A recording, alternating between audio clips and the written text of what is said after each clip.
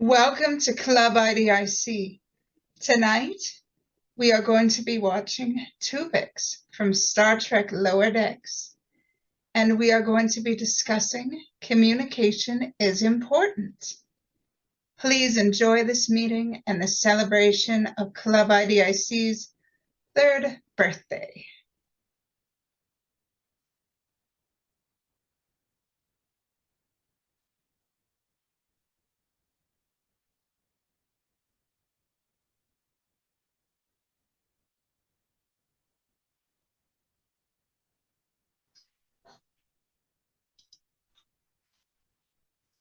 Connie.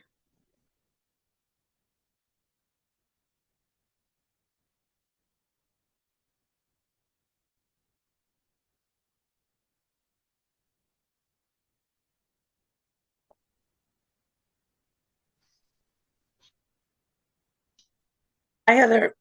Hi, how are you? I'm all right. How are you? I've missed you. Oh, thank you. It is good to be back. I do need to go grab some water. I just realized I'll be back in a minute. Yeah. I'm probably going to leave the camera off. I'm not feeling too great today. I'm not Hey, sick. as I'm long just as kind you're of, here, I know you're here, and that it's fine. yeah, Audio I'll and be back in a video minute. is allowed. That's fine. Hello, Captain Kronos. Wait, is somebody here besides us? Wow. It's Connie. Hmm. She came back. Been a while. How you been, Connie? She went to get water. Okay. This is fun. Like, we have a good roundtable discussion about communication because I admit I'm not the best communicator. My disability is intertwined with communication, and some people don't make it easy for me, and I've come to accept that and understand that some people are simply not going to understand that I have a challenge with communication, and they're going to go react to it by doing things they can't take back. And all I can do is forgive them and move on and try and be better at communication while leaving people to their comfort zones that they don't want to try and grow away from. Yes, metaphorical communication. Well, I have a short story, Heather, of physical communication being an issue. Okay.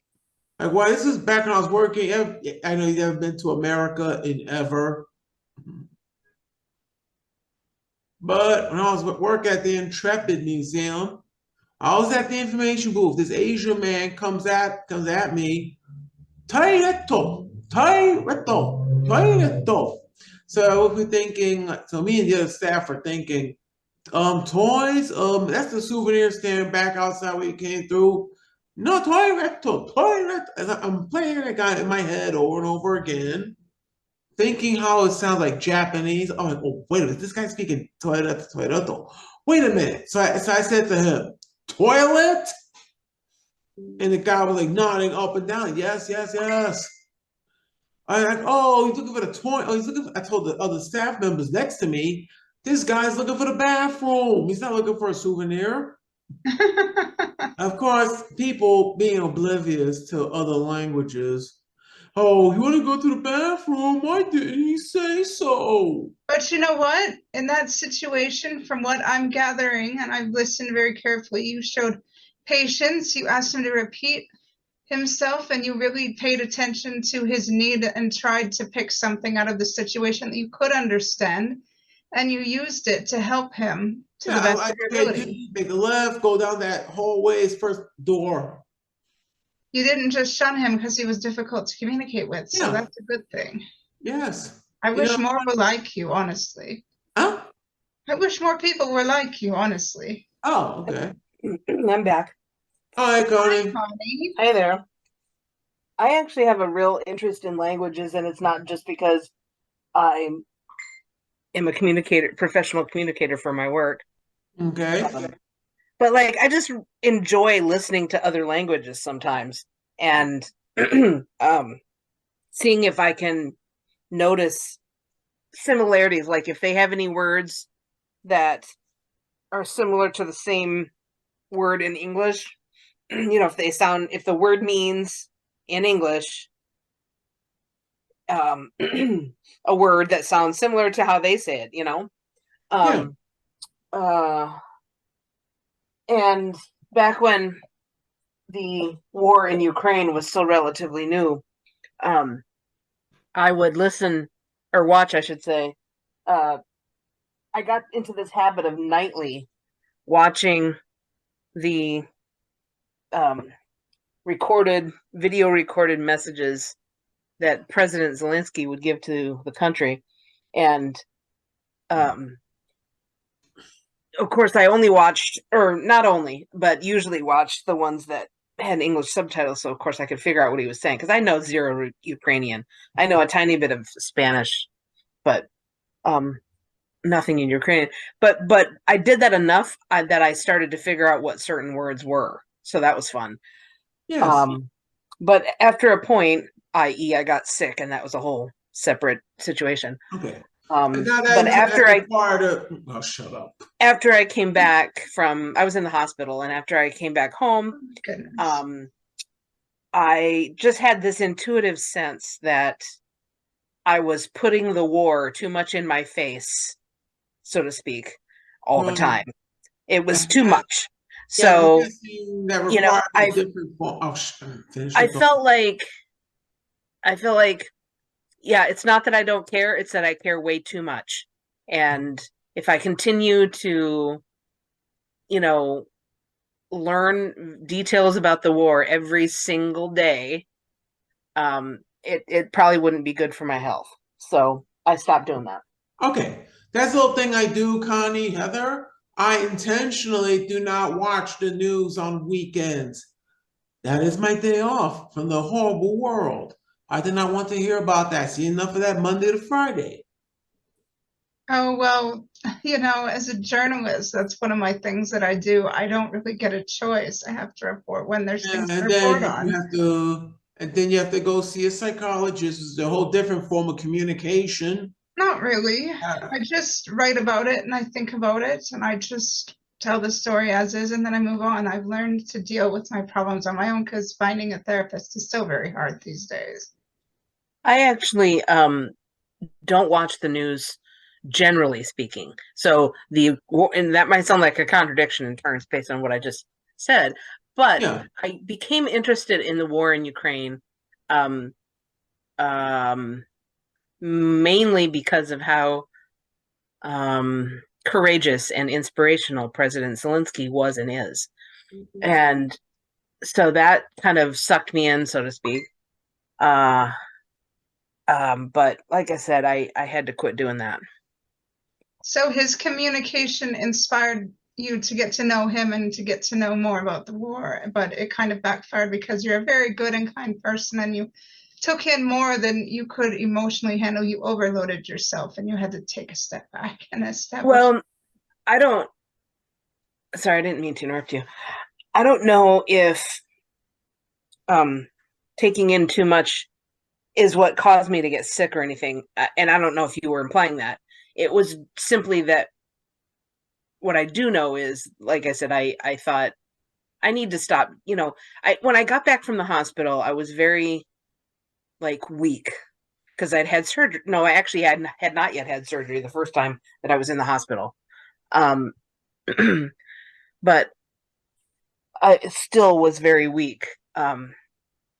And I just thought, yeah, I can't intentionally make things worse for myself, at least in that way. Like I said, I just intuitively sort of knew that continuing to do that at that juncture was a bad idea. Well, it's sort of like, I don't know, a caregiver stress from a distance. You're caring so much that you're putting stress on yourself and disabling your ability to care. Yeah, that makes sense. I should send you, I don't know if you'd be open to it. I should send you that article about caregiver stress I wrote for Star Trek Quarterly. You might like it. Sure. There's a documentary that's going to be on Paramount Plus. Oh, we lost her. Oh, wonderful. Whoops. I accidentally hit mute. Didn't realize I had done so. There's a documentary made by Sean Penn that is going to be debuting on Paramount Plus starting in, I think it's 3 days, about President Zelensky in Ukraine. They were, if I understand things correctly, he was already starting to make a documentary about Zelensky because, of course, Zelensky had been this giant comedian and comic actor, and it was like a star in his country in those venues. And he went from that to running for president and winning. And so that in and of itself is a remarkable story. But they were still working on that, like I said, if I understand things right, when the full-scale invasion began. And of course that changed everything. So I do intend to watch that documentary. Okay, I'll keep an eye out for that. Can't remember what it's going to be called. And you know, I mean, that documentary will be communication and teaching people how other people like Zelensky effectively dealt with crisis situations. I mean, this episode or watching, I don't know if either of you have seen it, but I've seen it. Like, I don't know if you saw the news of the Star Trek animated celebration. Yeah, What, the short tracks? No, the animated celebration where they had the things in the theaters. Oh, I heard about it. I didn't go to it. I thought about it, but I didn't go. Oh, I actually nice. got to go to the one in Nice. Calgary. I took a bus up and I stayed overnight and I went and stood in line for like 2 hours in a Star Trek costume. Yeah, I remember you posted that up. I read about it. You were thanking Calgary for Paramount Canada for putting together that lower deck screening. As for me, Two of them were actually there, like doing interviews and just, you know, I don't know if anything will come of that, but yeah, well, me trying to communicate with people, I noticed I went to a screening in New York City that was not facilitated by Paramount. But then again, we got people striking here in New York City. Yeah, that thing, which requires a different form of communication again. To try to reconcile the two sides. Hopefully we can get Strange New Worlds in 2025. Yeah, but the strike, just a sec, the strike are the actors and writers' way of communicating that they have needs that are being unmet. So we have to ethically, morally, have to respect the fact that they are going on strike because no other way of communication worked. And that's kind of what this episode is about. No other way of communication actually worked because nobody took the time to find another way of communicating except behind closed doors and not in open conversations. The chaos unfolded because people weren't better at communicating in Twovix. So, yeah. Yep. Interesting that, you know, this is the topic. And like I said, communication is my job. And yeah, I started talking and I didn't know where I was going after that. Sorry. No, what did I say about apologies? That's not allowed here. People are allowed to be imperfect, and that's okay. That's part of being human. And being human is part of diversity, and diversity is what Club IDIC is all about. So be happy. Yeah, so, you know, communication is interesting. Communication is how people effectively deal with situations, learn how to get to know one another, learn how to get along, and learn how to better themselves. And there's so much lack of communication and results that come because of both in this episode. Well, there's some people that don't want to talk. There's some people that are too afraid to talk. And then there are those who communicate so much you want to hit the mute button. Let's not go there right now. Or they struggle with knowing how to say because their language is different. Because even like besides foreign languages, even like those who have neurological impairments or other disabilities, they speak a different language too. And sometimes they struggle with knowing how to communicate with those who don't have them. That's why there's so much conflict. And sometimes people in those different worlds don't know how to get along. Well, and communication isn't just talking either. I mean, there's writing and visuals Right. communicate and music Not just communicates. verbal. And like Well, yeah, facial I'm just expressions. yeah, facial expressions, body language, like communication is way bigger than just even words, whether they're written or spoken. And different things in different cultures have different meanings. True. And maybe if people took the time to better understand each other, there'd be less chaos in the world. Maybe, maybe not, but maybe. More than likely, yes. Are we yawning already, Anthony? Are we tired? Oh, that's not what I'm trying to communicate. What's your are you tired, first of all? No. Cool. What's your work, Anthony? He's an amazing photographer. Yes. Oh, really? I Does didn't know things that. at convention. He does things in parks and at conventions, and he's very good at it. I've seen a lot of his work online. Nice. And he's he also visits premieres, and he also does videos of Captain Kronos online. He's very good at everything. I wouldn't go that far, Heather. I'm communicating to you a compliment. I know that. He's good at everything, huh? Yes, and he's a very good listener and friend, as are you, Connie. Thank you. Yeah, I'm being inappropriate. Huh? I don't care. This is totally the safe space for that. I don't care. I'm a huge example of struggling with inappropriateness. It's okay. I don't care. Just keep in mind, watch the language. You are being recorded. Oh, if people swear, that's not on me. That I just don't care.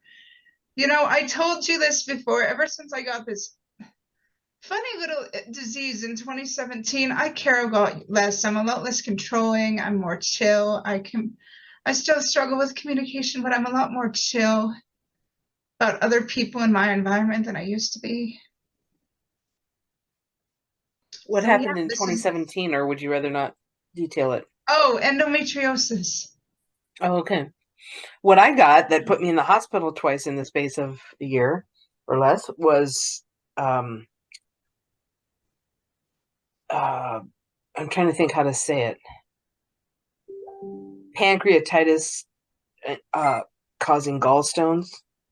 Oh, And painful. I was hospitalized for 10 days because of it. And when they finally, every morning the surgeons would stop by my room and check my vitals and to see if I was strong enough to have the surgery, i.e., to have my gallbladder taken out. How did that And they kept saying I wasn't and kept saying I wasn't. And then finally, they determined I was strong enough to go home and that I could do the surgery on an outpatient basis later. And I thought that surgery could happen whenever. So I Not really. was like, let's make it, next year. And this was in May. Side note, I was in the hospital on my birthday that year. Not 2023. This is 2022.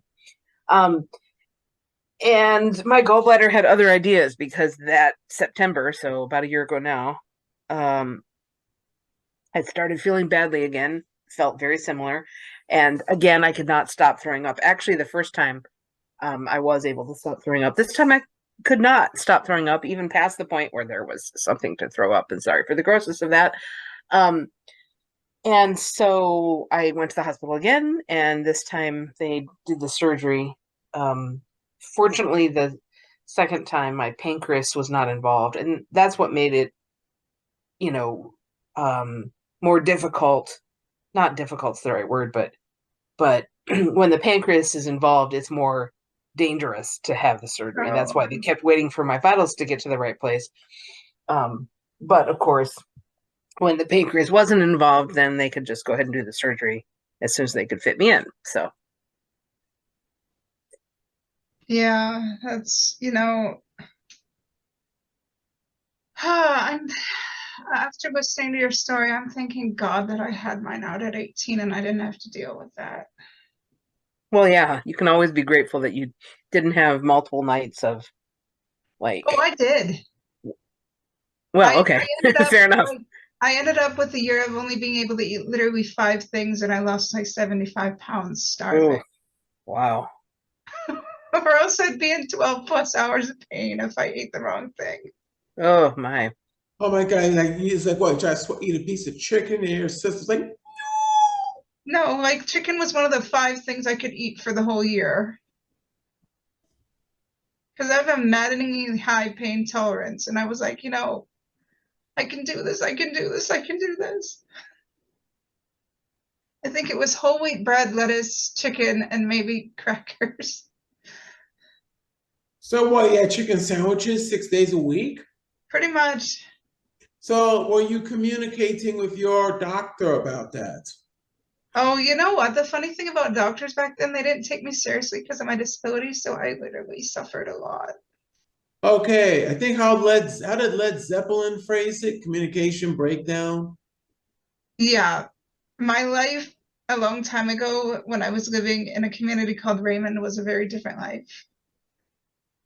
I think my life is in different phases, and now that I'm in a different phase of my life, I'm becoming a better advocate for myself and a better communicator to people about my needs and wants and struggles. So, Yeah, it always pisses me off when I hear about doctors that don't listen, don't take someone seriously, that, poo-poo what they try to tell them is going on. They, the patient, try to tell them the doctor is going on. When they discount everything that isn't sanctified Western medicine, even though Chinese and Indian medicine have been around for, thousands and thousands of years and clearly successfully treating people. So I have a friend who has experienced a bunch of that, and it's maddening. well, people get the tools they need to communicate at different points in their lives, and then they become better at getting what they need in it. It's so sad. I wish there was a better way for people to become better communicators. I wish more people worked on helping each other become better communicators instead of just turning away because people are struggling and they don't know how to deal, or having closed room conversations. Oh, this person's weird. Let's run away before we get sucked into the weirdness, Mm-hmm. Okay. What I'm reminded of is, again, a work situation. And that is, I know that you probably weren't talking about work there, but the analogy or the similarity is in trying to help people become better communicators. My title at work is technical writer, even though I don't actually do very much writing in this job. I've had other technical writing jobs where I did do a bunch of writing, but in this one, I mostly edit and format and layout and publish. But that is a lot of, as someone who's been in journalism since 2005, that is a lot of freaking work. So be proud. Yeah. Oh yeah. I'm proud of the work I do. Don't worry.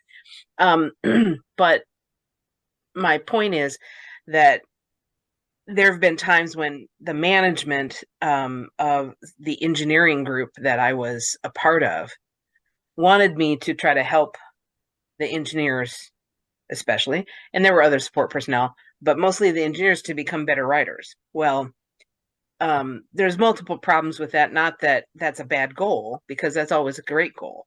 But one, I'm not a trainer. That's not my professional gig. Two, that takes a ton of time. Three, something I didn't know until after I had been in this job for a number of years, which also relates to my not being a professional trainer, is that adults need to hear something. I've heard between 7 and 20 times, so who knows the real number, before it begins to sink in and actually affect their behavior. And I'm not saying that to excuse the people who aren't being better communicators and, the people that you might have been referring to a minute ago, Heather. I'm not at all excusing them. All I'm saying is it takes work, especially if someone if someone is an adult and so they have a lifetime already of things that are ingrained in them. And honestly, this makes me realize something I haven't quite thought about in these terms before, that we being society, should teach children how to be better writers and communicators, and not just teach them, the ABCs and here's a sentence and the English language or whatever language you're in. But we should also teach them how to be communicators on a child, level, it's starting with, obviously. But because there are ways that, excuse me, you can write sentences to make them more clear. For one example, more clear, to make them clearer. And that's not always taught. And there goes the mic again. Or you can always communicate like verbal instructions, or communicate people's weaknesses to them in a more clear way or in a nicer way, with still getting the point across that this is something that others need to work on, right? Instead of like making others feel small and attacked and all this other things. Like, this is why the chaos unfolded in Twovix. The people faced with the troublesome situation didn't know how to effectively communicate that they were concerned about it, and instead left the struggling one to their devices, and hence the struggling one strived to create their own solution. In a panic, they were left to do something that possibly couldn't be taken back. And it's frightening. So many people have acted in terrible ways just because of poor communication. Yes, disasters can definitely result from poor communication. There's two that come to mind right away when I think about this topic. And one is, I don't know if you guys are familiar with this story, but back in the early 80s, there was a internal walkway collapse in a hotel in Kansas City, and over 100 people were killed. And when they investigated why it had happened, it came down to multiple engineering firms had been working together to create these internal walkways. They were like over an atrium inside the hotel, like the lobby or whatever. And one set of engineers thought that the other had made a particular change regarding the way the walkways were supported. And the other set of engineers thought the first one had made, so they got their wires crossed, if you will. And it resulted in the walkways not being able to support as much weight as ended up being on it on that evening. So obviously, and another one that comes to mind is the Space Shuttle Challenger. My understanding is that there were engineers who were aware that below certain temperatures, the O-rings would fail. And my understanding is that they were afraid to bring that up to their management because the push was launch. And obviously that had terrible and lifelong consequences. So not every situation in our lives, of course, is going to be nearly like that. But my point is just, it can be a big deal. Well, it certainly was a big deal in Twovix. We ended up seeing absolute chaos unfold. I don't know if either of you have seen it, but I have. The lack of communication created something that quite potentially could have been quite a disaster if they hadn't been able to fix it. And, maybe we should take the time to learn about how this lack of communication created such chaos. What do you think? Should we watch the episode? I'm ready. Sure. Ready, Connie? Yep. All right. See Hold you on, when let me it's over. hit this button. I'll catch you in half an hour.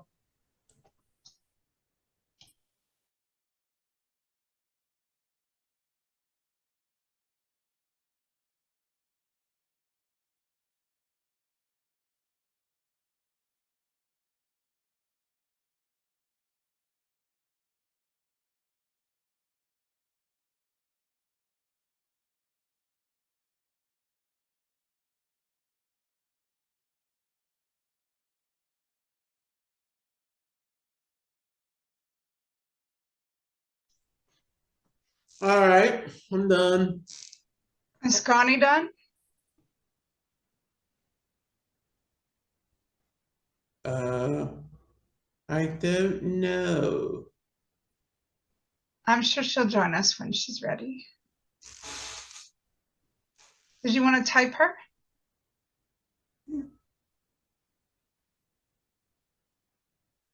Anyway, yeah. So that episode was interesting, wasn't it? I found a flaw in Freeman's captaining in this episode, and I'm going to bring it up. She pretty much said, message me the information. I will handle the situation on my own. Because, you know, she's the captain of a ship, and this crisis didn't affect just her. This crisis affected crew members, and the crew members should have been Dr. Ta'ana and Philip should have been included in the discussion on how to handle this. Instead, she pulled Shax into a side room and said, oh, Janeway just blew him apart, killed him. And what are we going to do about these crew members that are in crisis? Leaving this crew member in crisis, meanwhile, out of the discussion. Because it's not a crew member. I know we say seek out new life, but that I don't know how to say this, but new life at the expense of old life. But still, Freeman could have handled it better. She could have been like, oh, let's include Teleps in the conversation and explore this together and make them feel like they're not just going to end up in a worse situation than they're already in. Let's make them feel like they're not alone.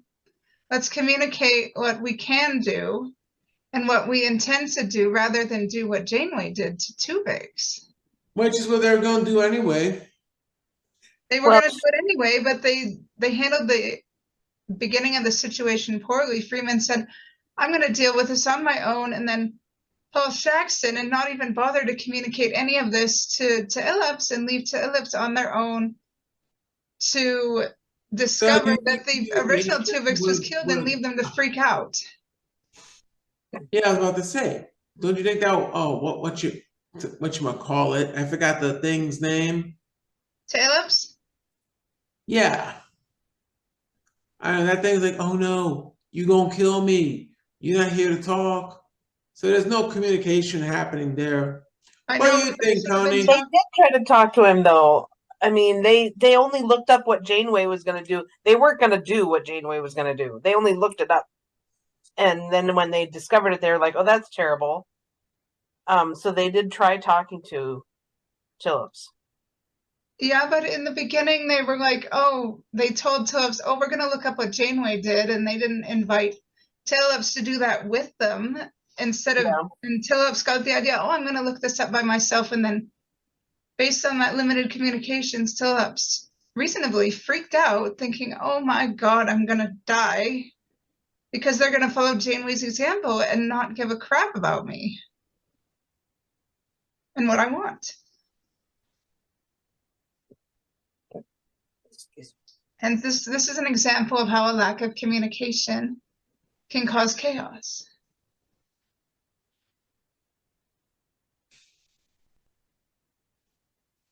Oh, and chaos we had. Yeah. And then we're trying to find our ensigns trying to communicate with each other. I forgot the girl's name. She was being like no stereotypical Vulcan. Oh, Lynn. Lynn. Yeah, Lynn trying to communicate, doesn't want to. And that exchange was interesting to look at. I don't think she doesn't want to. I think Vulcans struggle to communicate in general with those who are not Vulcan because even without trying to, Vulcans can cause offense to those who are not Vulcans because each species has different communication styles and different levels of understanding. Do you remember Jonathan Archer and T'Pol always getting into it because of their different communication styles? Yep. Or even you want to go like a little farther back, but not timeline wise, but show wise, the back and forth between Spock and McCoy. I'm They being had logical, different Doctor. communication styles. Yeah, and then like McCoy calls him you green-blooded goblin. Hobgoblin. But this is what can happen when there's a lack of communication. People need to be better at communicating so others who are struggling to communicate don't feel so alone and feel like they have to come up with their own solution that may cause chaos for others. What do you two think? Good point. Connie? I'm thinking. Okay. Okay. Because I mean, Janeway, I don't think I've never actually seen the first Twovix episode, but Janeway felt like she didn't want to listen at all. Janeway really wasn't as good a listener as I felt she should be sometimes, but they were in a desperate situation. But still, even in a desperate situation, we should never forget to listen and attend to the needs and wants and communication styles of other people.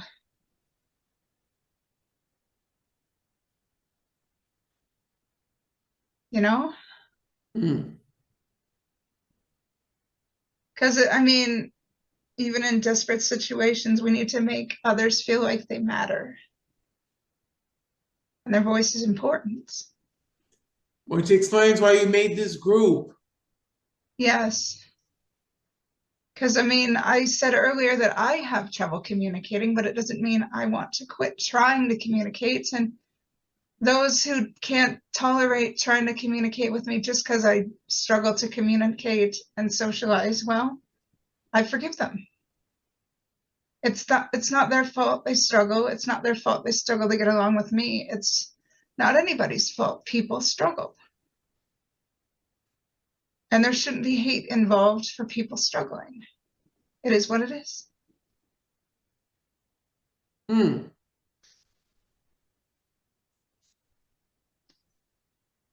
And, you know, no, but this was a pure accident that happened in this episode. But Freeman forgot, just because she's a captain, she thought she had to do it alone. She didn't have to do it alone. She had so many people at her disposal, but she's like, oh, I'm the captain. I have to solve this on my own. Otherwise, I might look incompetent to somebody or to myself.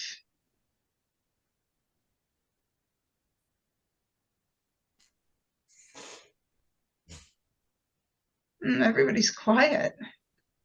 Yeah. People are struggling to communicate today. Yes. I'm pretty tired, so that's why I'm not talking as much. It's not on purpose.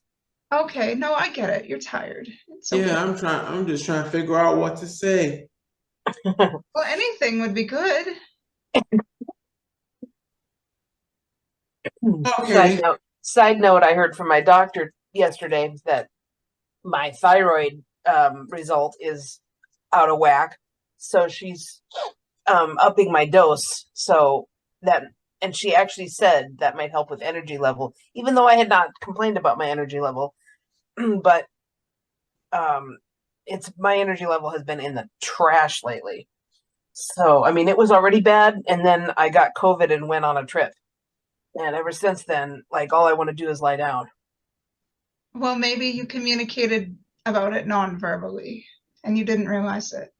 Yes. But, you know, your doctor immediately said, here's a person in need. I'm going to see to this need because I clearly see they have a need and I care about them and I want them to do well. I want them to be better. So that's an example of effective communication. She had me get my blood drawn. is what Oh, happened. oh, I know. Obviously, you communicated pain when they were doing the lab work. Well, I mean, that's the steps that are usually taken when a person goes to the doctor. If there's a serious enough complaint, the doctor will order labs. And if there's anything odd in the labs, then there will be further tests and medication and whatever. Hmm. Yeah. And then trying to find a way to communicate with them, not just on a physical level, but Emotionally. yes, because lately some hospitals around my way, because I remember not this year, but I think last year, I was in the dang hospital Oh, I and should have sent you flowers. what was that? I should have sent you flowers. I mean, Really? How's that gonna fly from the west side of Canada to New York? I could order them online. But anyway, yeah, now lately they've been bringing in social workers to speak to the patients. Right. Like, I believe, like, doctors kind of communicate with their patients about end of life care and also during care. They want to make sure the patients have advocates because sometimes doctors aren't really good at communicating with their patients, and patients are often too scared or they don't know how to communicate their wishes. Like, I'll give you an example. Like, when my father was still lucid enough to communicate his wishes when he was struggling with his cancer, the doctor came in and asked him what he wanted in terms of like if he wanted to be resuscitated or whatever.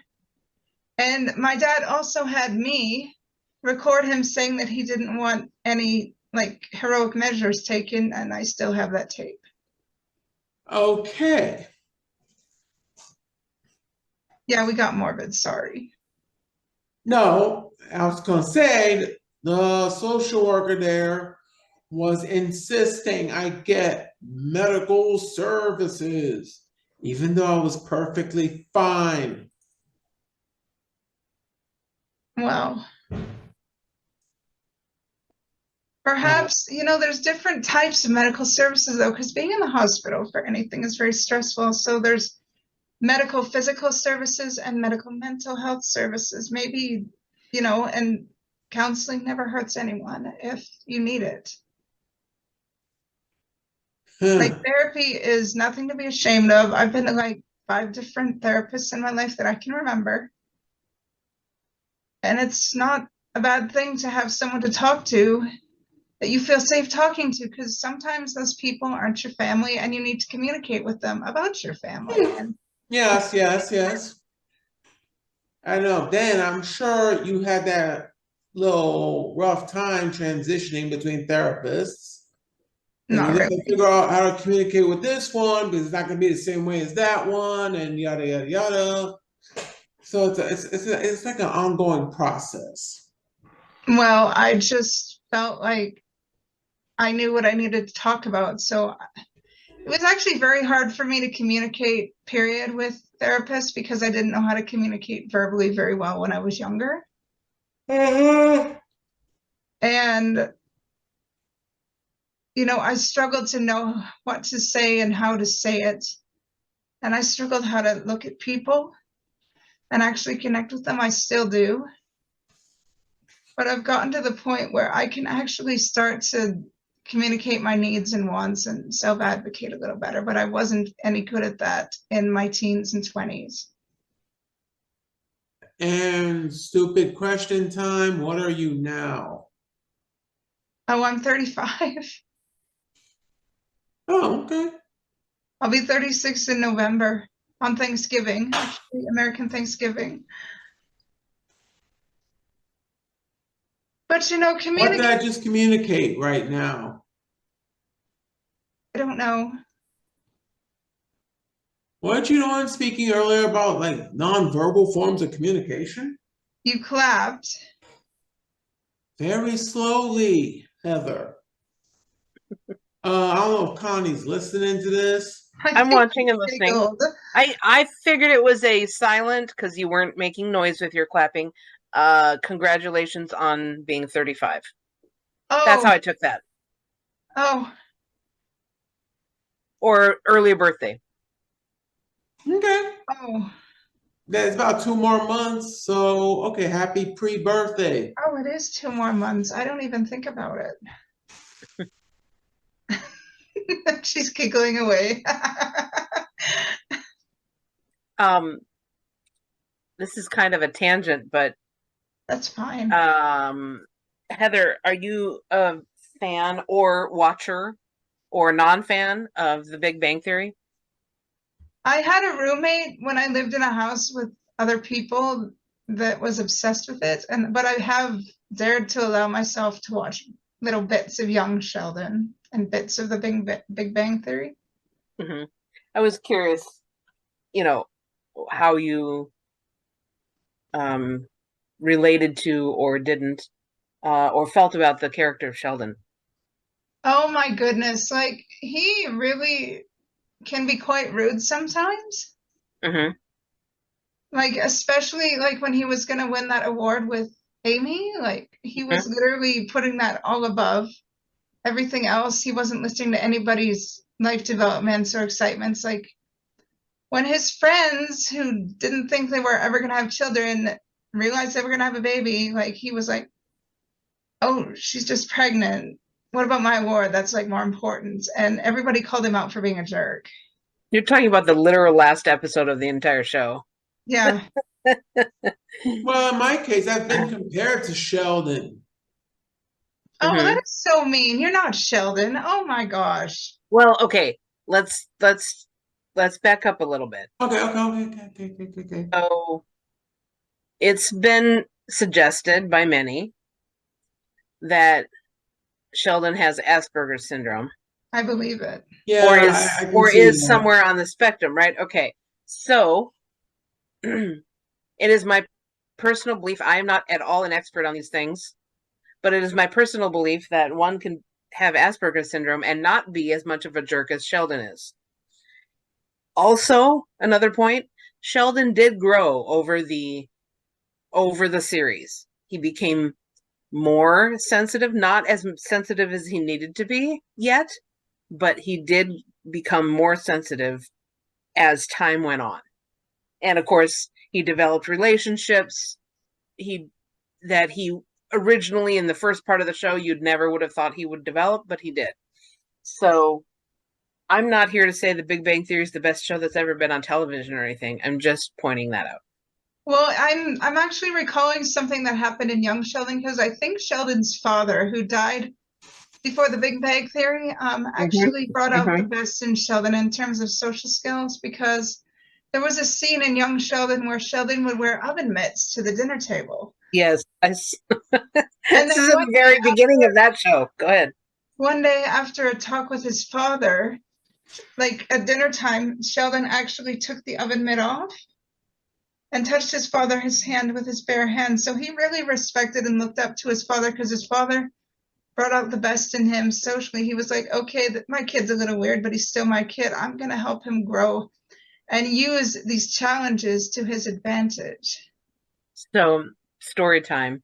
I recently binged The Big Bang Theory. I had seen a bunch of it, even more than I had remembered I had seen. I was like, oh, it's season 11, and I'm sure I've seen this stuff already. But I knew I had missed some of it, so I wanted to be able to have seen it all. So I did. And then, of course, I was on the lookout for a new show to watch, and I thought, well, Young Sheldon is the perfect next step. About 4 minutes into the first episode, they're beginning to depict Sheldon and his mom going to church by hearing and panning across the sheet music of Onward Christian Soldiers, and I noped right out of there because I do not need my television watching to come in with a side of flashbacks. Thank you very much. I don't have a great experience with Christianity, is what I'm telling you. I'm sorry about that. Well, thank you. Okay. And the scariest communication I've heard religion wise, not to talk, not to poop on people, but the communication methods, the Jehovah's Witnesses are something else. It's quite intimidating. I've had experiences with them where they've tried to approach me rather, I don't know, pushy, and I felt intimidated enough that I had to be polite. Otherwise, something bad might Yes, happen. even though That's what they'll I'm go hearing. against your Christian upbringing to invoke your Well, wrath upon them. actually, I'm not going to, no, because I had trouble, growing as a Christian into my own identity as a Christian because people within my facet of Christianity looked down upon me because of my differences, and I had to really come into my own relationship with Christianity and not depend on people for it. Yeah, and that's the thing with those guys. Again, not trying to offend, but this is speaking from my own experience. It's hard to communicate with people who feel righteous and whatever they do. It's not just religion; it could be politics, high school math class. Yeah, people always have to communicate a certain way. Otherwise, Right. the message will be not conveyed the right way or at all. I don't like people who are in different organized religions that look down on other people just because they might find something wrong with the organized religion, because everybody has a right to see things the way they see them and to react the way they wish to react. I mean, it is what it is. Some people don't like my religion. Some people just don't understand it or don't like it or they're uncomfortable, but I'm not going to hate them for it. What I don't like is people from my religion looking down on others who may Oh, have struggled Liv. or experienced trauma within the religion enough to need to leave it. That's a terrible thing. We should respect people's traumas and still want to be friends with people regardless of differences or the choices that they make. Okay. Does that make sense? Yes.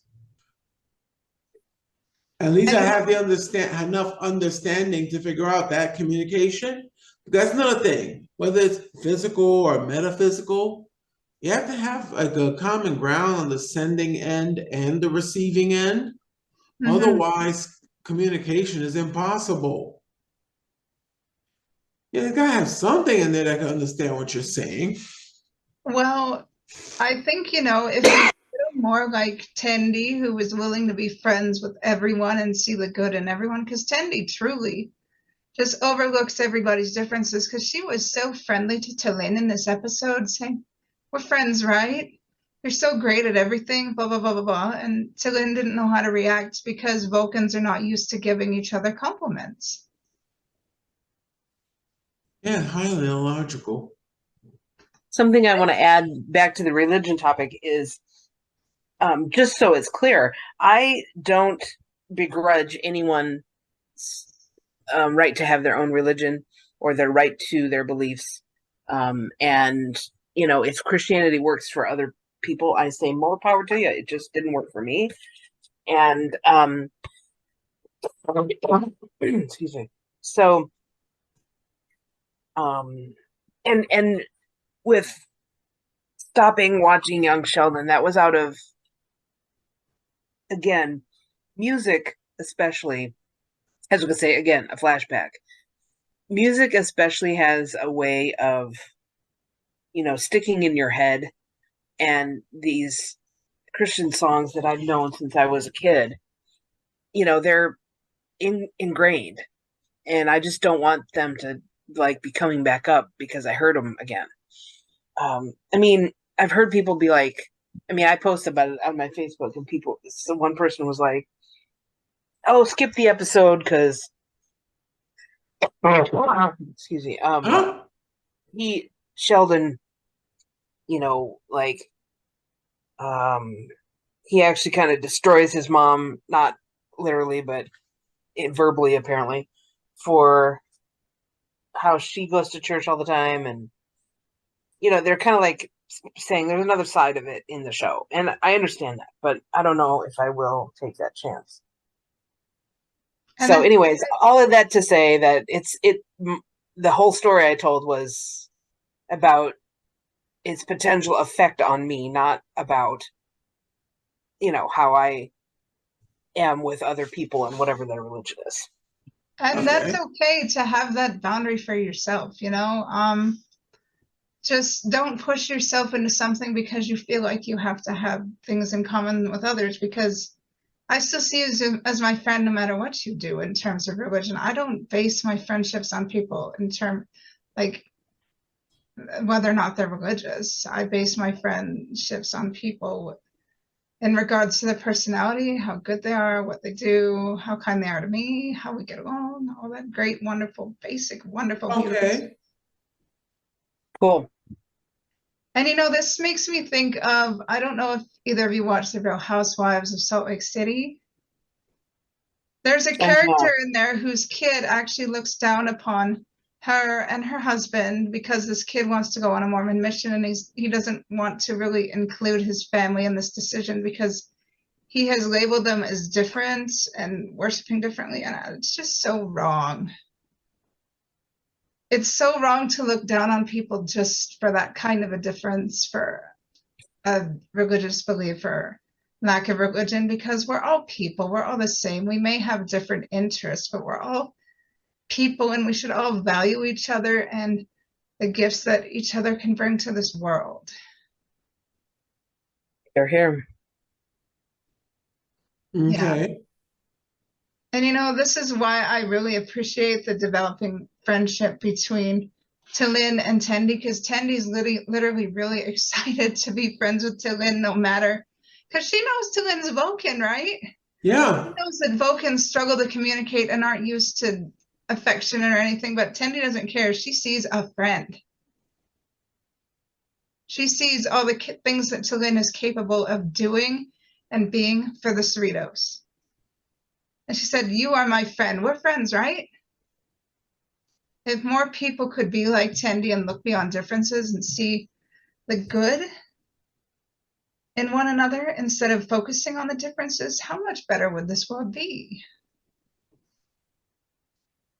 Yes, yes. Good point. Yeah. And that's kind of the whole point of the whole franchise. Not just ships and lasers, but there's a reason that Star Trek has been referred to as the human adventure. Well, there's other species within Star Trek, so we really shouldn't say the human adventure, because there's more than just humans. It's my personal belief that all of the alien species on Star Trek are, I've heard them referred to in the past as representing other countries besides the US, like metaphorically, obviously. But I kind of think that maybe each of them, or many of them at least, represent a different aspect of humanity, where if you took that aspect to its logical, other end of the spectrum conclusion, this is what that might look like. So like Klingons, it's honor. Cardassians, it's control. Romulans, suspicion. Vulcans, logic. Betazoids, empathy. I could go on. Yes. And I just think it's really interesting to think about it that way. So the galaxy is just one giant brain, and all the species are different parts of the brain, maybe? No, well, what I mean is, from the standpoint of us in reality watching the show, I kind of think the producers and writers created these other species to represent these, aspects of humanity taken to a farther conclusion. Because you can take honor too far. Clearly, the Klingons do. You can take suspicion too far. You can take these things too far. And so that's where, Star Trek sometimes portrays taking such and such too far through an alien species. A good way of poking fun at oneself. I just realized, something came to mind. Have you guys seen Picard season 3? Yeah. Like, there was a deleted scene that was recently released where Worf and Riker are talking after they reunite, and Worf is explaining to Riker, like, and this goes back to Connie's comments about how taking like a Klingon life too far can cause issues. Worf is explaining to Riker that he spent his life hunting changelings. And then one day he came across a woman who was just a woman, and he killed her, not realizing she was just a woman, and that's when he became a pacifist. Ah.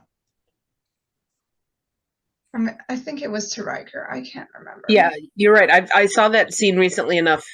I saw it online. I haven't purchased the media yet, but because I don't have a Blu-ray player, so if I'm gonna buy it, I'll have to buy a Blu-ray player first. They're cheap, which I might. Yeah, I might.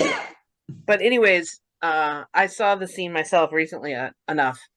It was when Riker and Rafi and Worf were in the archive.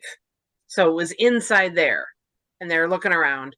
And I think Worf is working in some panel or something. The container holding data is behind them in this scene. And all of a sudden Riker says to Worf, "Man, what happened to you?"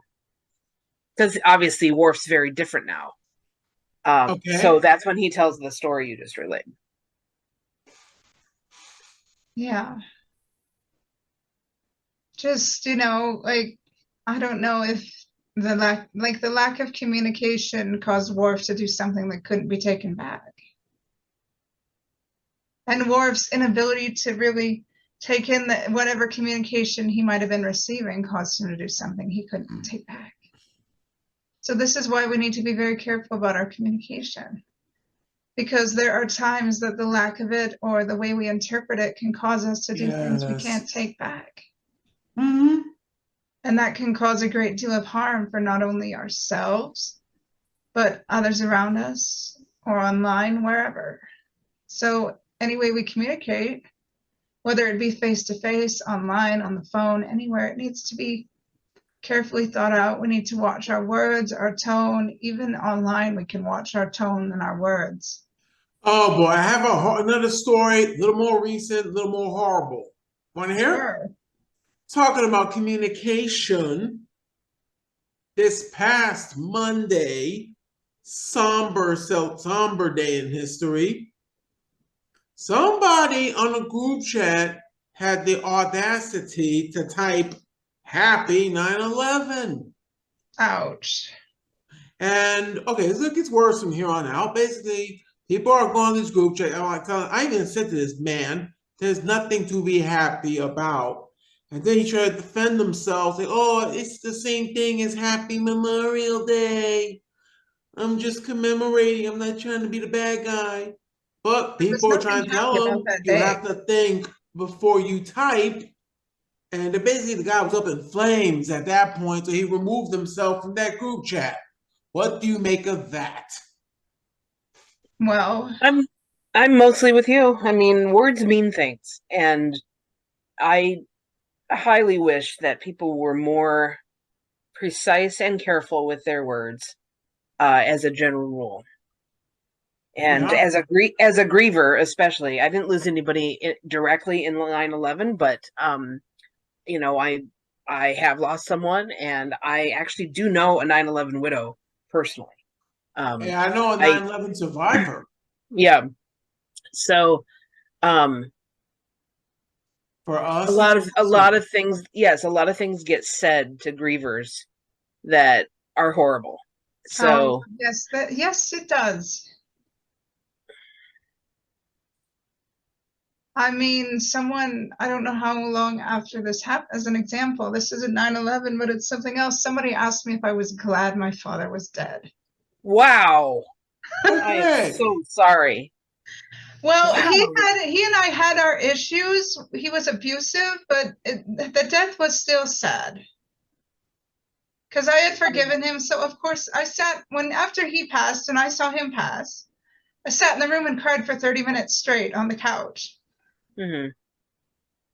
And then I kissed him and I went home and I did a Facebook post. And I recently, I don't know if you see my YouTube ever, I recently wrote a script that was table read about his thing. And it took a hell of a lot to write that script.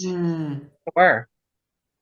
It's online on YouTube. I can send it to you. So let me see. Let me ask you, how are the external and internal communications with that essay you wrote?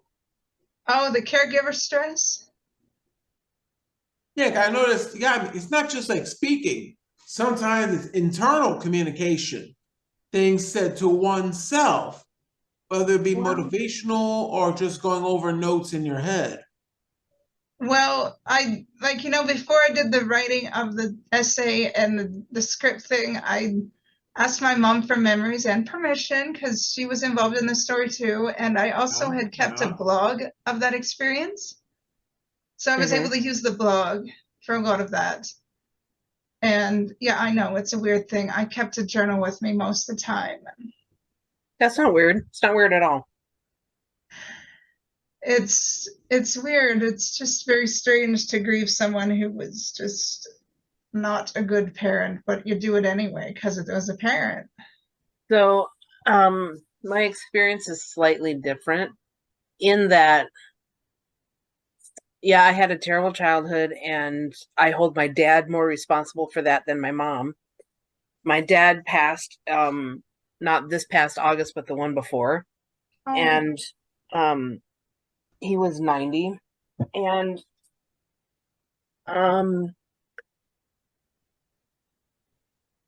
don't know, honestly, if I've ever felt warm fuzzies about my dad, except when I was too young to remember it now. Like maybe it happened then, but growing up, I remember. I'm not one of those people who has to say that I never heard "I love you" from him, because my issue is I heard it from him all the time and I didn't believe it.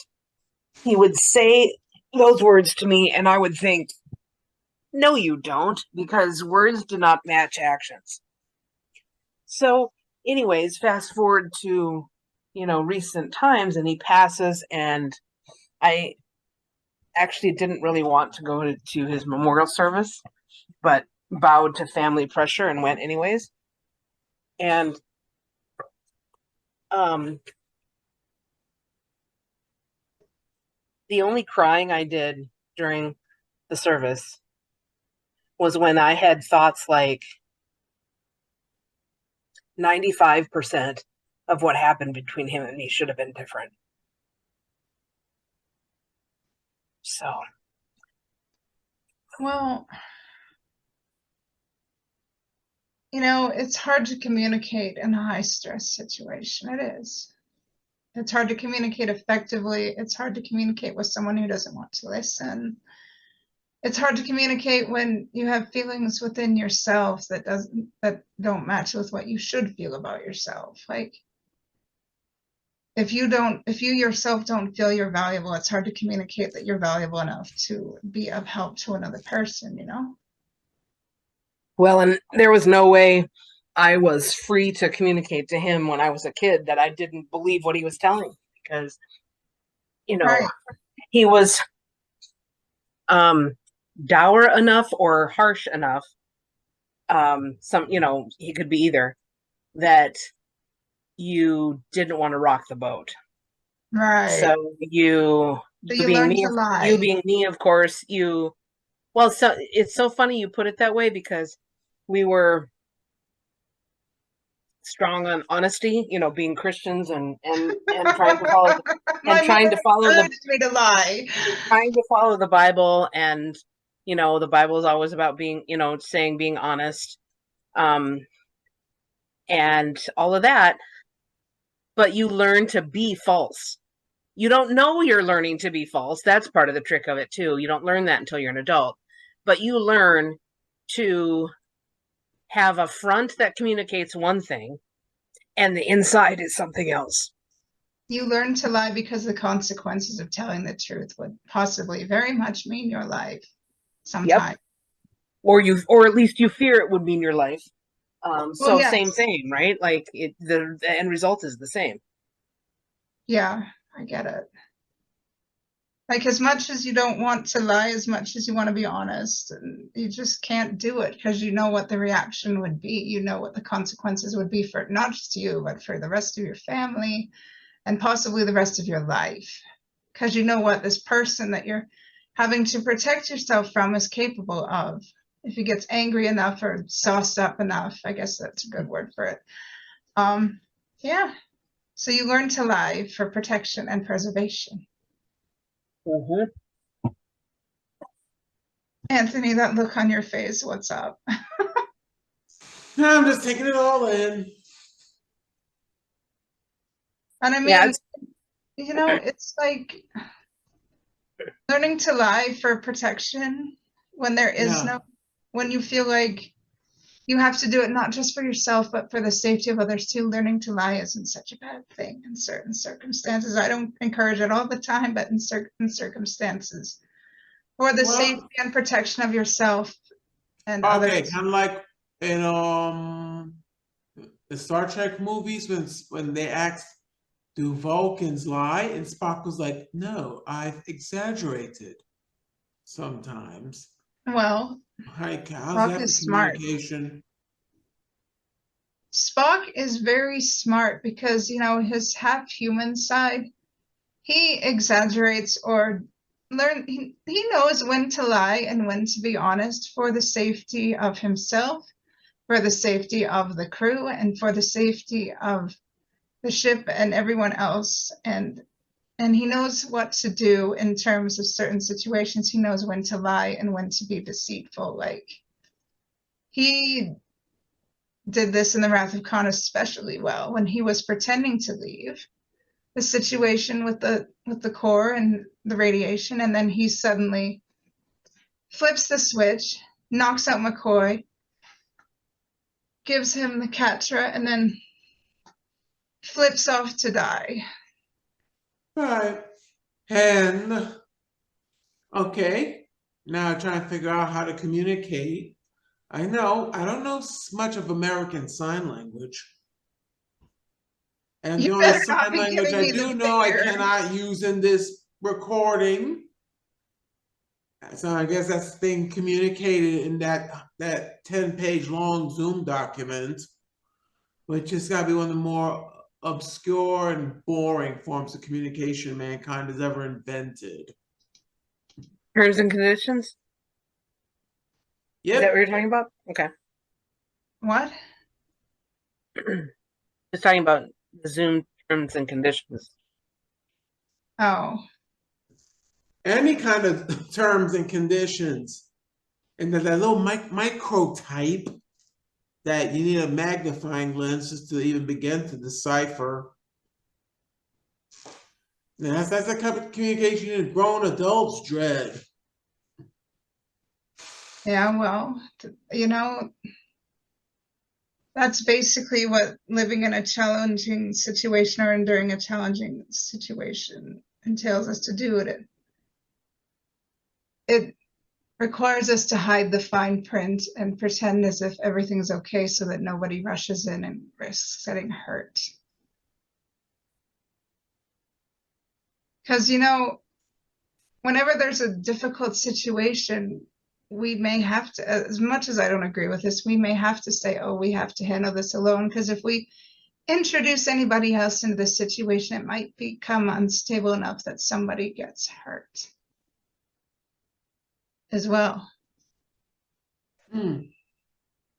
Like, you saw what happened, like when Freeman tried to go and deal with the situation after failing to communicate as much as she could. She tried to introduce help into the situation, and then all of a sudden chaos unfolded as everybody's getting Twovix, including herself. Yeah.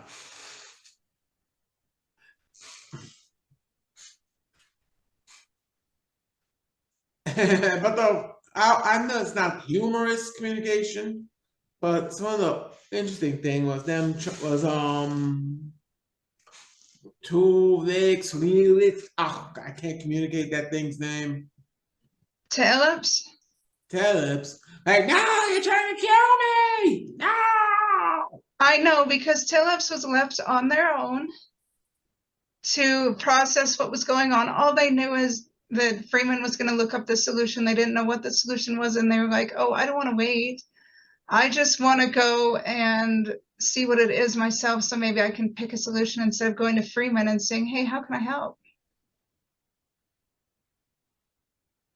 And when they were left to their own devices, they were left to panic, and they were left to realize, oh, I'm going to die. Oh, crap.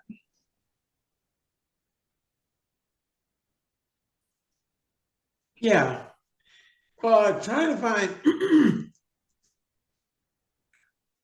find people that communicate that how's the phrase go, on your wavelength. Sometimes it's easier said than done, which is why Twovix was trying to make more fusion clones to have people it can communicate with on its level. Well, Teleps was still speaking the same language, and there were people on the bridge when Freeman said, send me the notes. So somebody should have spoken up and said, hey, maybe we can help too. You shouldn't have to take this problem on all by yourself just because you're the captain. Yeah, Connie. Nothing. I just said Teleps' name again. Oh. Okay. But Freeman's like, oh, give me the information. I will try to solve this problem by myself. Even though there's a whole network of people, she looked up the information by herself. And then Shax, she didn't invite him. He came in on his own and said, hey, what's up? Can I help? And they just basically decided together without consulting Teleps, hey, we're going to just go back to Earth because we don't know how to deal with this. Instead of going, like, there should have just been a lot more communication, and the lack of inclusion in the situation, like inclusion in how to solve the situation, made Teleps rightfully freak out. Because the lack of communication from people, it isolates them, and people don't like to be isolated, especially those who struggle with communication. You know? Mm-hmm. And if people are left to their own devices because of a lack of communication or another person's or another group's unwillingness to communicate, sometimes they act inappropriately and they don't mean to. They just want to get attention that they're not getting because of a lack of communication. And that's what Teleps did. They acted inappropriately because they weren't really getting the communication that they felt they should get. And you know, that happens in society too, right? True, true. If people don't communicate with someone who's struggling to a level that the struggler feels is effective for them, that struggler is going to act inappropriately, and then everybody suffers. Anything to say? Oh, any last words from me? I'm I think asking you've both of you. communicated the point quite well. Yeah. Okay, let me rephrase that. Last words. Sorry, it depends on how on the receiving end. Like I said, it's not just the sender, it's the receiver. And in this case, me receiving said any last words. I'm like, am I going to be executed tonight after you said my last words? No.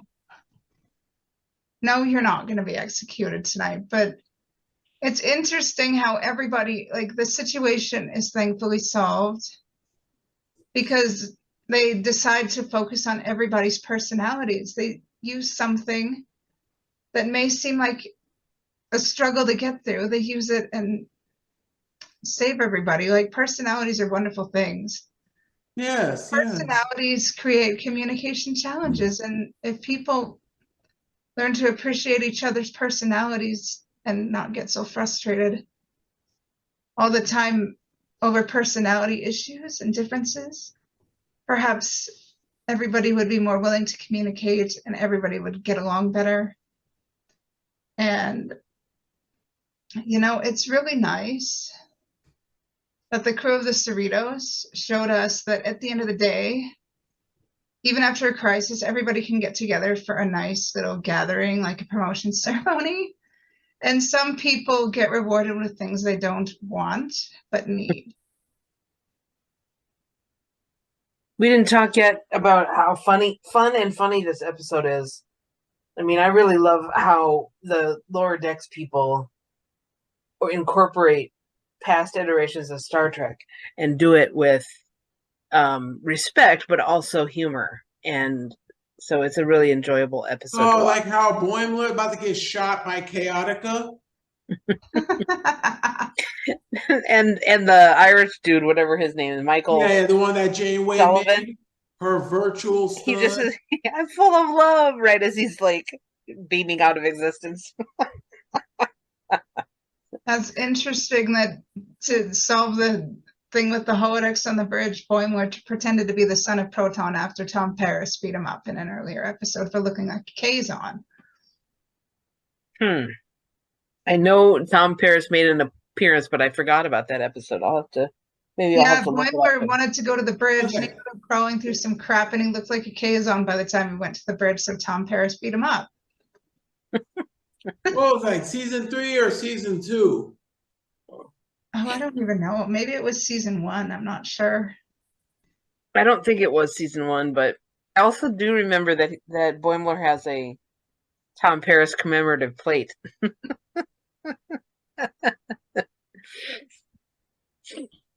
Oh, you've seen the episode after the second episode, season 4, I take it. Yeah. Without blowing it in front of Heather, wasn't that something? Okay, the second episode of season 4. I haven't seen it. Okay, That's why I said no spoilers. I know. Hold on. I don't keep track of episodes like that very well in my head, so I'm looking it up. Bear with me. Gotta refire up the Paramount app on my tablet.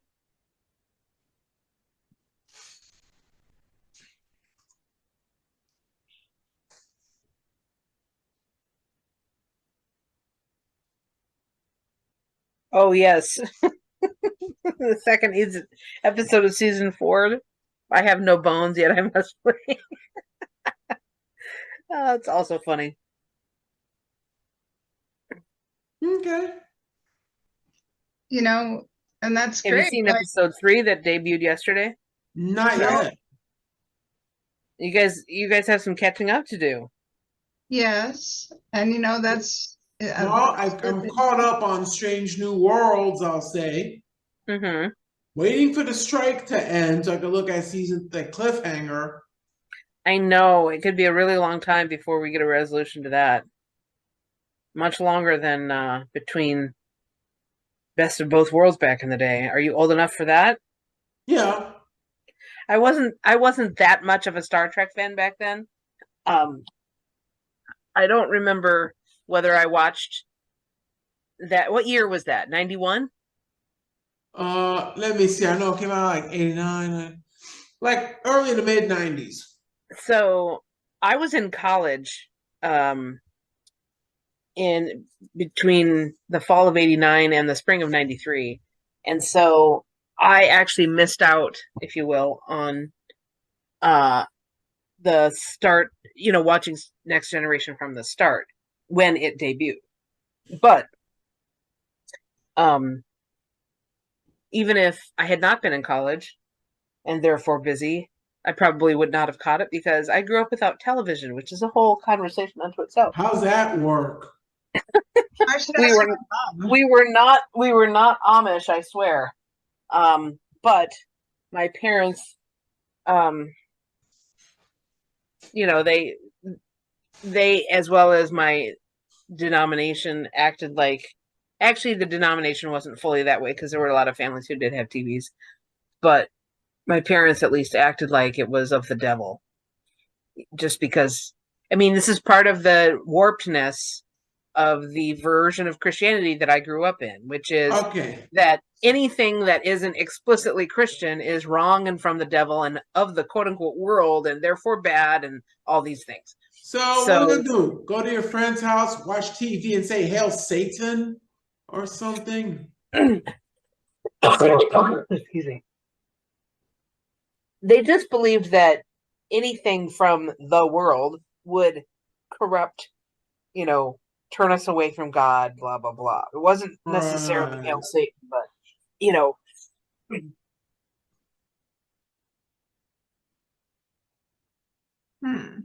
Okay. That's interesting. I mean, I don't think that television or anything within the world is bad as long as you use it to, broaden your mind and your beliefs and grow as a person. I mean, you can even use Star Trek to grow as a person, so I don't consider it bad. So, would you feel like if you made your children watch Star Trek, would you consider yourself a good parent? Yes, because Star Trek talks about diversity and shares a bunch of messages and lessons that I think children should learn. I mean, Unless they're it's not season learning a one lot of Discovery valuable where they're things in cursing school. for the sake of cursing, but It depends on depending on the state you live in. Children aren't really learning a lot of valuable or very encouraging things in schools anymore. okay, why do I Let's have a make feeling I miscommunicated something? Club IDIC we respect all Star Treks all the time, and if you don't like them, Oh shut well, your so mouth. to each their own. Yeah, I mean, I think children, I remember during lockdown, I found these courses through Smithsonian X, these Star Trek and Inspiring Culture and Technology courses. Cool. And they were I had to write a lot of essays and watch a lot of Star Trek, and I still have the blog where I did these things. I think children would benefit from it because they're not really learning a lot of encouraging things in school anymore, but there's a lot of encouraging and diverse and beautiful things they can learn from Star Trek. And that's why they actually created Lower Decks and Prodigy, so Which that they there would cancel, be by the things, way. Get that DVD if you still can. so that there would be an opportunity for children to learn, and older children can possibly watch Next Generation and TOS because it is an easy introduction into Star Trek that is at their brain level. Mm-hmm. And I mean, let's talk about small minds for a minute. I mean, Ransom pretty much told Mariner, hey, there's been a lot of small-minded people in your life before, and I'm not small-minded. I see potential in you. Can you imagine if we used our abilities to communicate to see each other as capable of wonderful things and saw each other's minds as full of light and hope and potential instead of just assuming we're stupid just because we're different? Yeah. Communication can improve, it should improve, because we need to be better as people. We need to stop thinking and treating each other as if we're unworthy of love and communicate to each other that we are worthy of love and enlightenment and education and betterment. Yes. This is why Mariner got promoted. Ransom was sending her a message. Hey, you're worthy of betterment, you're worthy of love and attention, and you're worthy of this. I see you as worthy, whereas other people didn't see you as worthy of betterment. I think you're capable of growing, even though others don't. I see more in you than others did, and you need to see it in yourself, even though you don't want to. So on Twitter recently, Denise Crosby retweeted or responded, quote retweeted, this guy who is a professor at the University of Massachusetts, I believe. Okay. UMass. No, Montvelo. Some guy. That must be in Canada. Anyways, or some other country. So anyways, they watched the Trekkies documentary for their exploring Star Trek class. So that's cool. It's to take off what you said earlier, Heather, about taking a class about Star Trek. Well, they should really give people more classes about Star Trek because since they're really, I mean, I don't know if you know what's going on in certain states, but they're trying to eliminate education about diversity from certain Oh, totally. classes. I'm aware. And it's quite troubling because the world is supposed to be welcoming to diversity.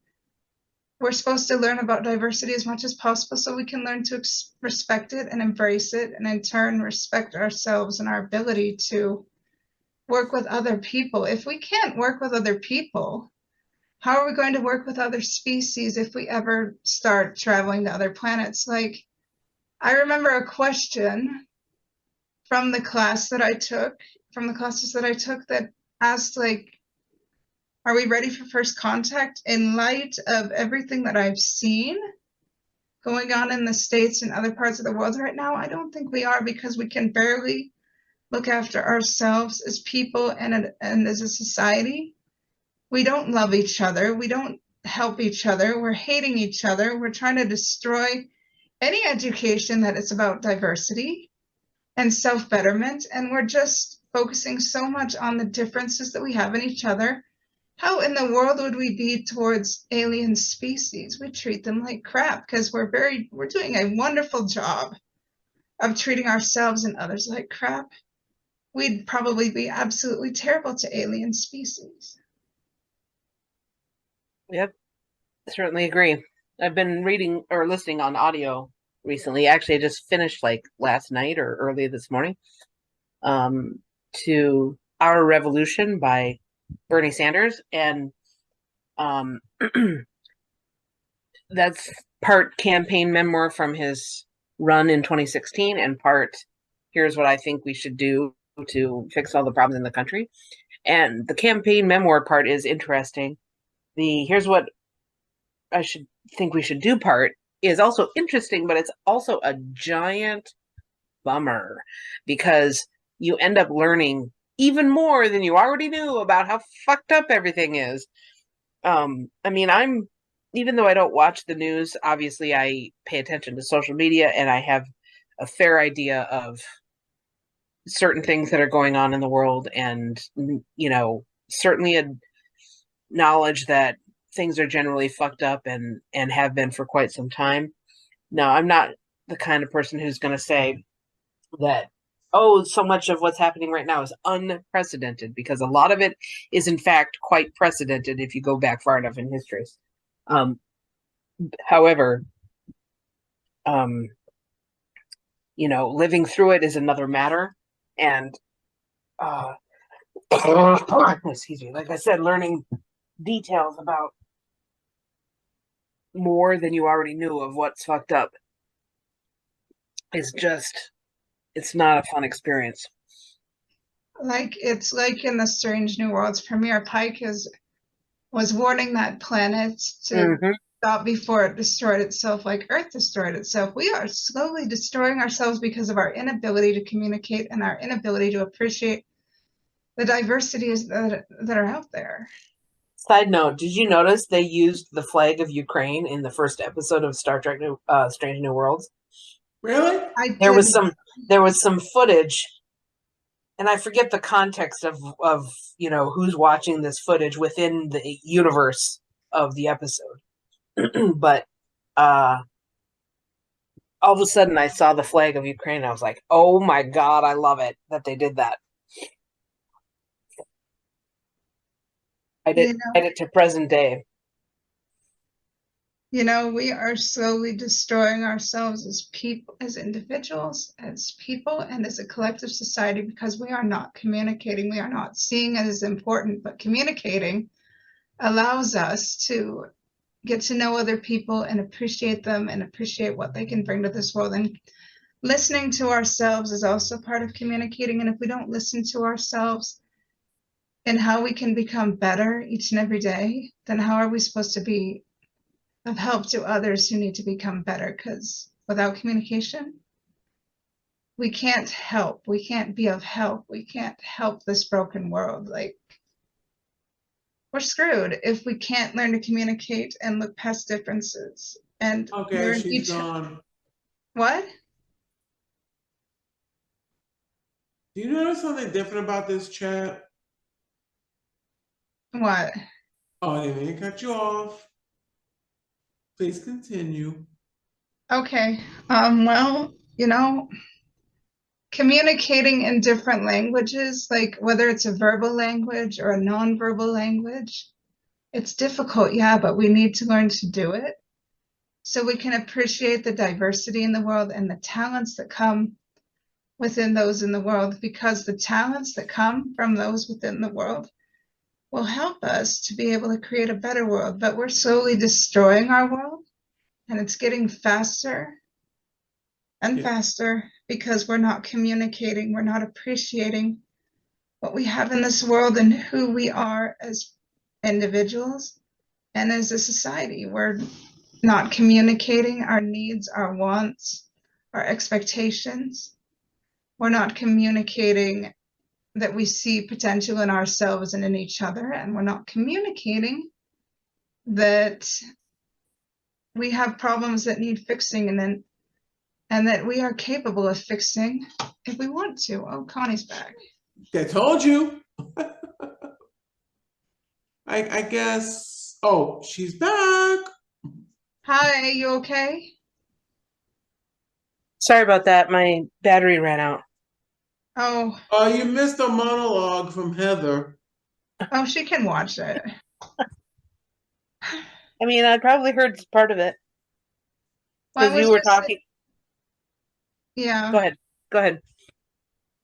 Well, I was just saying that communication will help us to see the potential in ourselves and in each other, and thereby use the talents that we all have to make a better world.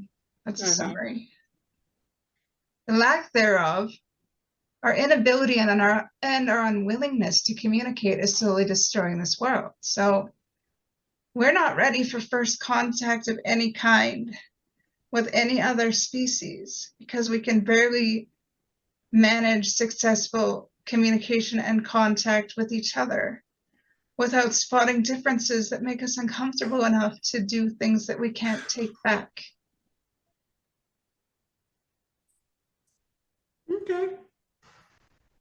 Is everybody doing all right, or are we tired enough to end it?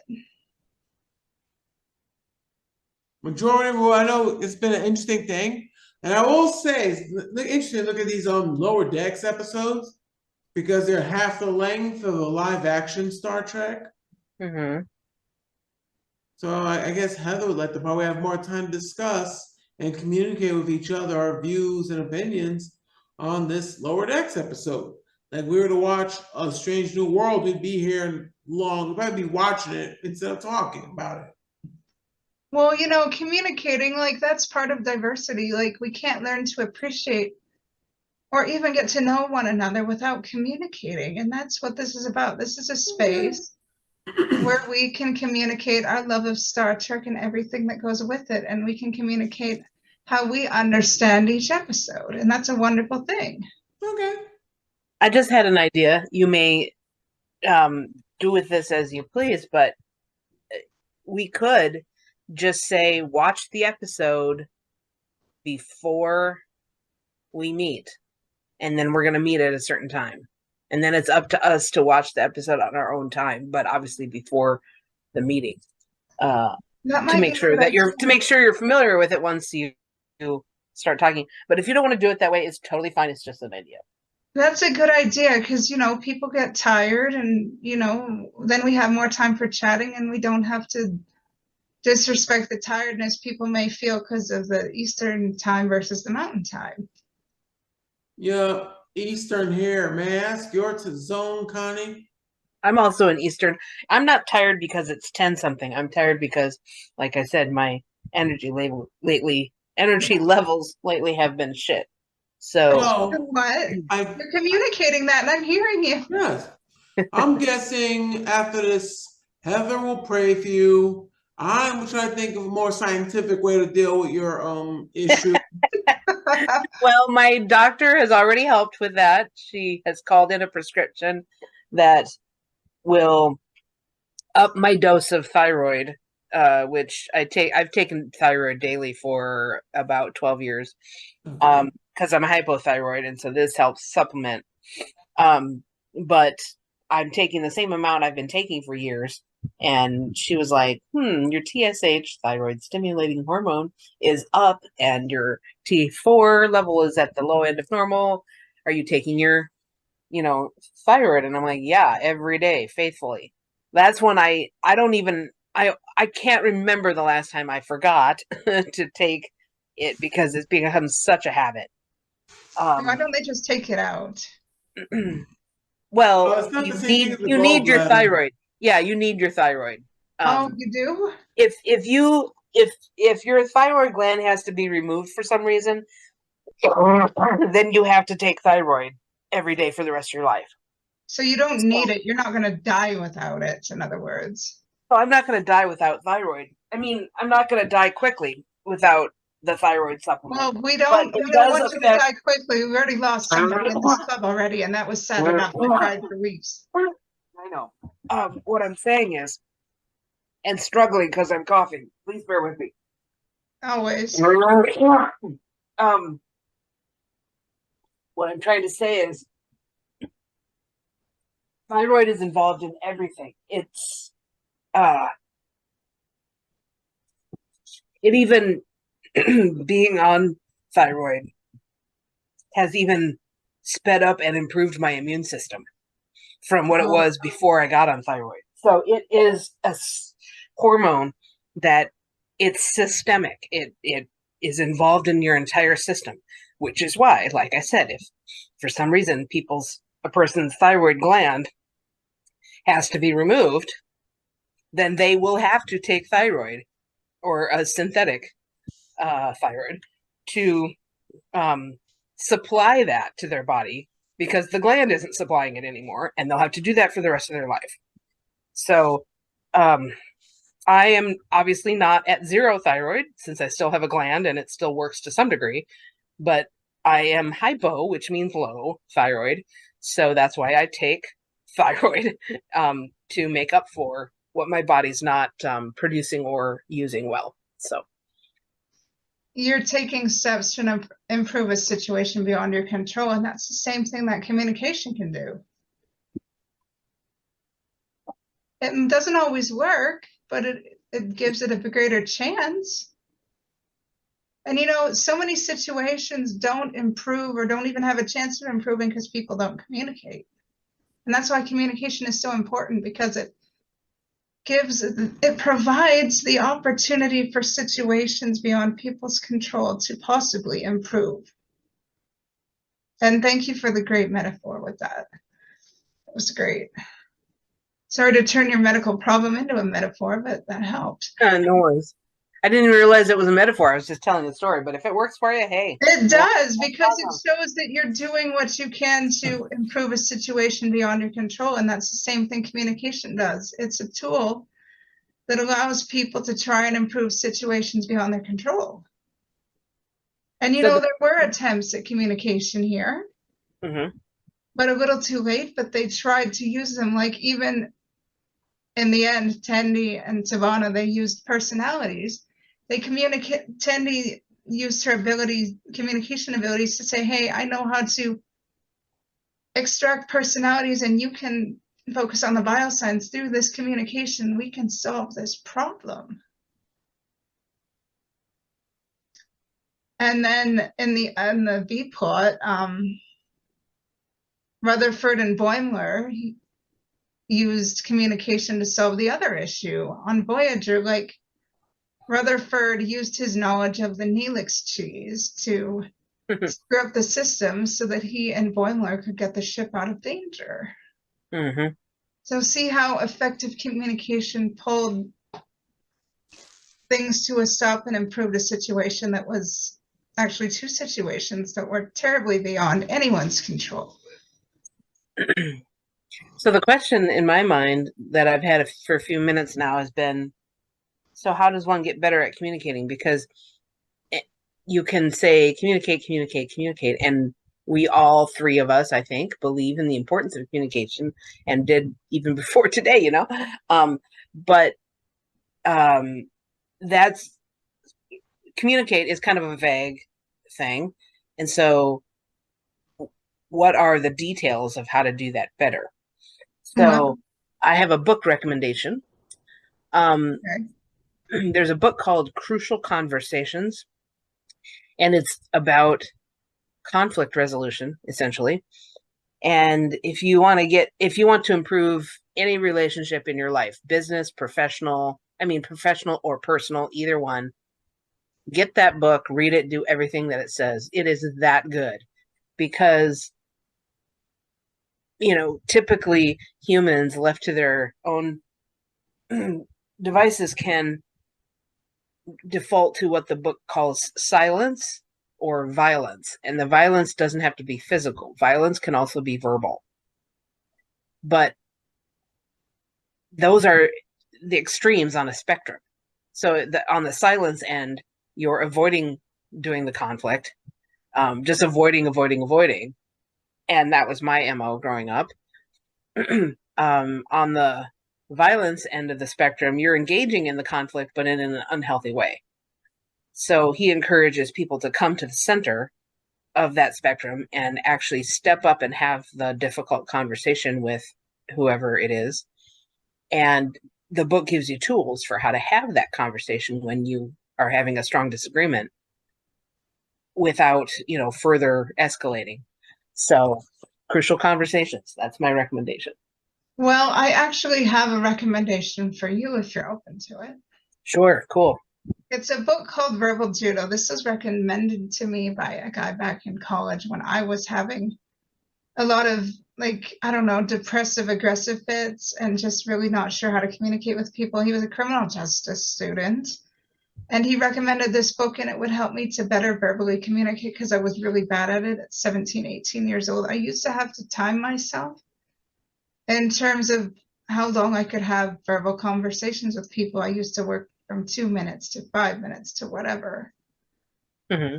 Yeah, and it helped, and it's really helped. I've also, like, given that I have a communication deficiency in my disability, that I've had to learn to rely on facial cues. I've had to learn to listen more and talk less. And I may actually give the book a chance as well. I've also had to learn to read a lot. And there's been therapies as well that I've taken, like counseling. And I've taken courses in emotional resilience and being able to pack away some of the things that stop me from being able to effectively communicate and exist in spaces. And I'm a lot better at communicating what I want to, what I intend to, but of course I still make mistakes. I'm always going to make mistakes, but just doing things have made me become a lot better than I used to be like 10, 15 years ago. That's really cool. Agreed. And, you know, communication is so important. We need to be very open-minded to the fact that we are always growing as people. We need to be forgiving of ourselves and forgiving of others because everybody struggles. Everybody has their own battle with communication, whether it's communicating with themselves or communicating with others. Being able to understand, interpret, and respond to different languages, like whether it be cultural languages or just nonverbal, verbal languages, or intellectual, like, differences. We need to be forgiving that not everybody is going to know our language or our way of communicating. And sometimes we may not know how to communicate, and it's going to be a journey. And we need to set a pace for that. And we need to be forgiving of the fact that our pace may be slower than others. And if we feel like we're not as fast or as good at communicating with others as we should be, that's okay. we don't need to beat ourselves up for that. We can forgive ourselves and realize that we're just as good as anybody else. We just communicate differently. True. Did any of that make sense? Yes. Yes. Because sometimes I get off into the psychobabble and I worry I lose people. No worries. And you know, this just makes me think of the end conversation that Ransom and Mariner had, and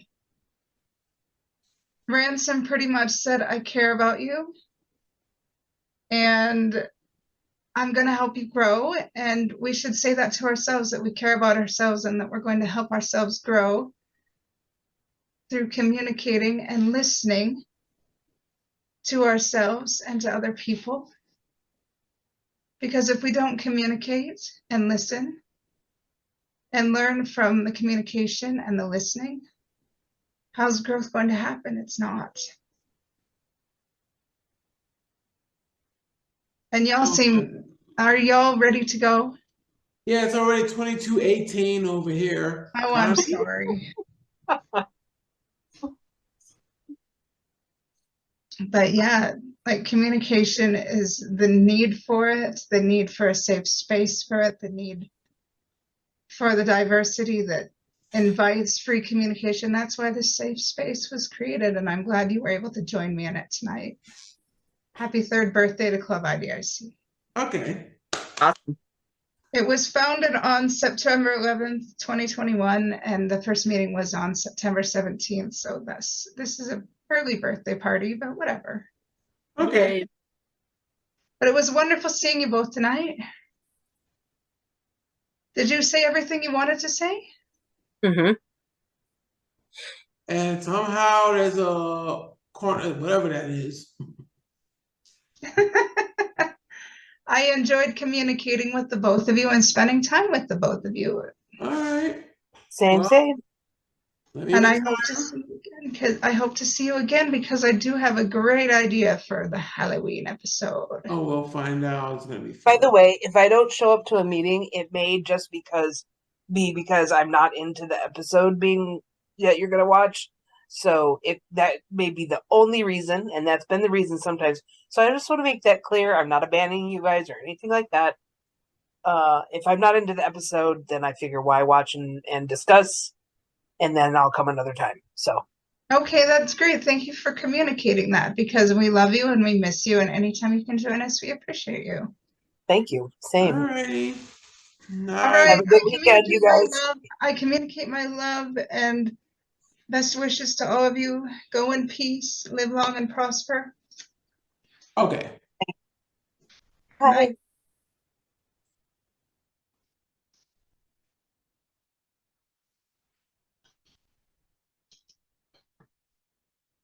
Thank you all for joining this meeting. Live long and prosper.